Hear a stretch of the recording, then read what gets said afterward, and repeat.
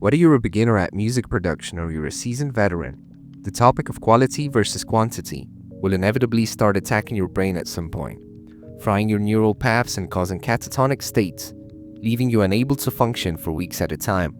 Now, to be clear, there are many factors that should be taken into account before we can state which one is better. It depends on the genre of music that you make, whether you're making music full-time or if it's just a hobby, your energy levels, etc. I'm going to look at it from the perspective of a non-touring bedroom producer making music on the side with a limited time schedule.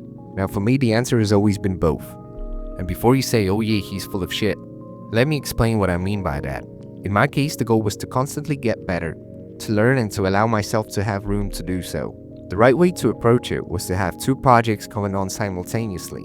Let's take releasing music out of the way here, because I'm not in a place where I should be talking about this at all. But when it comes to just making and finishing music, having one project that is more ambitious and long-term, and one that is more fun, laid back, not that serious but still good enough where you'd be happy to show it to other people, was the way to go. Doing so will feed your perfectionism parasite and stop it from sabotaging yourself from actually finishing and being happy hitting the export button, while at the same time allowing yourself to enjoy making music and seeing the constant progress you're making along the way. To illustrate it better, the big ambitious project could be a concept experimental album focusing on sharp sound design like Igloo Ghost's title Memory XO. And the second project would, for example, be you just making beats for fun every single day and dropping them on YouTube. The first one will feel like a hero's journey, starting from nothing, fighting the sound design demons, traveling through the frequency chart, and coming back with a beautiful, self-actualized album.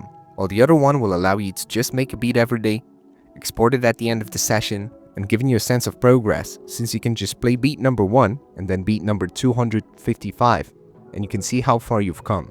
Now, what are the lessons we could take away from each one? The long-term ambitious project will definitely teach you one crucial thing, and that is it will develop your taste for sound design, which is what makes a producer unique. The hours spent crafting your synth patches will show you in detail what it is that you really enjoy in sound design, and over time it will translate to all the choices that you make while working on your tracks, and it will definitely positively impact your sound design skills. Another really important thing is that you will develop a sense of a coherent vision as a producer. Over time you will know what works and what doesn't work for you. The flow state that you get while working on something bigger than you, when you don't really have an idea when or whether you will finish it, is unmatched. You will develop a deep love for the craft and the patience of a saint. It all sounds beautiful on paper, but realistically, there will come a time when you get so frustrated that you will want to export all the stems straight into the recycle bin. The key is to just keep going, stick to the vision and remind yourself why you started it in the first place. Let's talk about the fun project. The main idea is to be deliberate and confident with every move that you make. This will be very hard at the beginning, but over time you will just know that this particular phrase, melody or a loop will benefit the track and will support the idea that you had in your head. It will also teach you how to produce fast, which is super important, especially when you're working with other artists. You want to have everything neatly organized, ready to go, and you will know how to make decisions really quickly. It's a good idea to set yourself a very short deadline. For example, a 1-hour session to make and finish a beat and have it ready for upload if you choose to do so.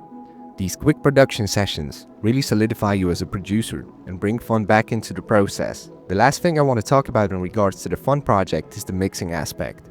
When you have a deadline, you stop thinking about mixing in the same way as you do when you have a no time limit. Every single time I think about doing a 1-hour track session, I choose and try to make sounds that don't clash and sound really good with one another. You will quickly develop an ear for sounds that work well together without even touching the EQ plugins. Now, if you have two projects going on, they will mutually benefit each other. The sleepless, caffeine-driven nights spent on creating synth patches and drum patterns will come in handy when you only have 45 minutes to finish a beat. You don't have to focus on making new sounds. You've already got everything you need on your hard drive, and the confidence you gained in the quick sessions will also impact your serious ambitious project, eliminating self-doubt and second questioning yourself when it comes to mixing decisions, arrangement, etc.